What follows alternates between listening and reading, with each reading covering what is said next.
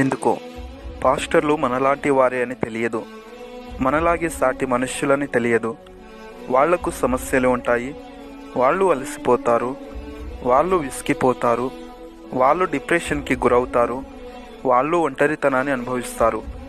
ఎడతెగని సేవ కార్యకలాపాల్లో వాళ్ళ వ్యక్తిగత జీవితాలు, కుటుంబాలు నిర్లక్ష్యానికి గురవుతాయి.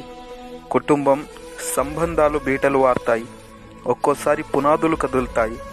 అసలు నువ్వు సేవ చేయడం వల్లనే మేమిలా ఇబ్బందులు పడుతున్నాం అని భార్య పిల్లలు అంటుంటే ఎవరికి చెప్పుకోవాలో తెలియక మదనపడిపోతారు. తగినంత సమయం కుటుంబంతో గడపలేక బాధపడుతుంటారు. సంఘస్థుల విమర్శలు, ఇతర సంఘాల నుంచి వచ్చే వ్యతిరేకతలు, సమాజంలో నుంచి వచ్చే బెదిరింపులు, కుటుంబంలో నుండి వచ్చే ఆర్థిక ఇబ్బందులు, దేహంలో నుండి వచ్చే అనారోగ్య సమస్యలు, బంధువుల నుండి వచ్చే చీదరింపులు, పొరుగువారి నుండి వచ్చే తిరస్కరణలు, మతోన్మాదుల నుండి వచ్చే దూషణలు, విరోధుల నుండి వచ్చే హింసలు, ఇలా ఒకటా రెండా దూర ప్రయాణాలు, సమయ అసమానతల వల్ల ఆరోగ్యం క్షీణించడం. పాస్టర్ భార్య పిల్లలు అనుభవించినంత ఒంటరితనం, క్షోభ మిగతా వారికి ఉండదు. కానీ క్రీస్తు కోసం వారి జీవితాలను త్యాగం చేస్తారు. స్నేహితులను, సంబంధాలను కోల్పోతుంటారు, దుఃఖపడుతుంటారు. అయినా అందరి ముందు నవ్వుతూనే ఉంటారు. ఒకవైపు అనారోగ్యంతో బాధపడుతున్నా మరోవైపు సంఘ క్షేమం కోసం ప్రార్థిస్తుంటారు, ఉపవాసం ఉంటారు, కన్నీరు కారుస్తారు. అలాంటి పాస్టర్స్ని మనం ఎలా చూస్తున్నాం? తిడుతున్నాం, దూషిస్తున్నాం, అపహాసిస్తున్నాం, అవమానిస్తున్నాం, నిందిస్తున్నాం, వెక్కిరిస్తున్నాం, చిన్నచూపు చూస్తున్నాం, పలువురిలో పరువు తీస్తున్నాం. మనకంటే గొప్పగా ఉంటే సహించలేము, బీదగా ఉంటే పట్టించుకోము. హెచ్చరికగా వాక్యం చెబితే ప్రేమ లేదంటాము, నెమ్మదిగా చెబితే ఉద్యోగం లేదంటాము, నవ్వుతూ చెబితే రోషం లేదంటాము. ప్రార్థన కూటములు పెడితే పని లేదంటాము, పెట్టకపోతే భారం లేదంటాము. దశమ భాగం గురించి చెబితే డబ్బు పిచ్చోడు అంటాము, మనకేం పెట్టకపోతే పీషనరీ అంటాము.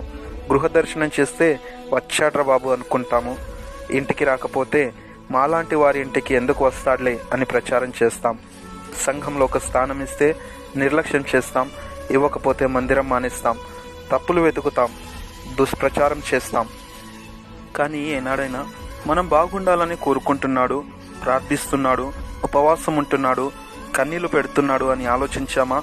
మంచి భోజనం తింటున్నాడని చూస్తున్నామా? మెరిసే తెల్లచొక్క వెనకాల చిరిగిన వస్త్రం ఉందని గుర్తిస్తున్నామా? వచ్చే కొద్దో గొప్ప కానుకలతో కుటుంబమును ఎలా నడిపిస్తున్నాడో గ్రహిస్తున్నామా? ఆర్థికంగా ఎంత కష్టపడుతున్నాడో అర్థం చేసుకుంటున్నామా? అనారోగ్యంతో ఎంతో క్షీణించిపోతున్నాడో పట్టించుకుంటున్నామా? బాధలో ఉంటే పలకరిస్తున్నామా? దుఃఖంలో ఉంటే ఓదారుస్తున్నామా? కానీ మనం మాత్రం ప్రభువు కొరకై సేవకుడు పడే ప్రయాసంలో ఇంకా భారంగానే ఉంటాము. సంఘాలు మారుస్తాం, పక్కనే సంఘం పెట్టి విశ్వాసులను లాక్కుంటాం. సేవకుడి బలహీనతలు చూస్తాం, అతని కుటుంబంలో లోపాలు వెతుకుతాం. ఎందుకో పాస్టర్లు మనలాంటి వారి అని మర్చిపోతాం. వారిపైన జోకులు వేస్తాం, కార్టూన్లు గీస్తాం, మీమ్స్ రాస్తాం, రోస్టింగ్ చేస్తాం. స్పందిస్తే సహనం లేదంటాం, ఊరుకుంటే తప్పు ఉందంటాము. అతని వల్లే నవ్వుతాం, అతన్ని ఏడిపిస్తాం, అతని వల్లే బాగుపడతాం, అతని నాశనంను కోరుకుంటాం. అయినా పాస్టర్ కూడా మనలాంటి వాడే అని మర్చిపోతాం.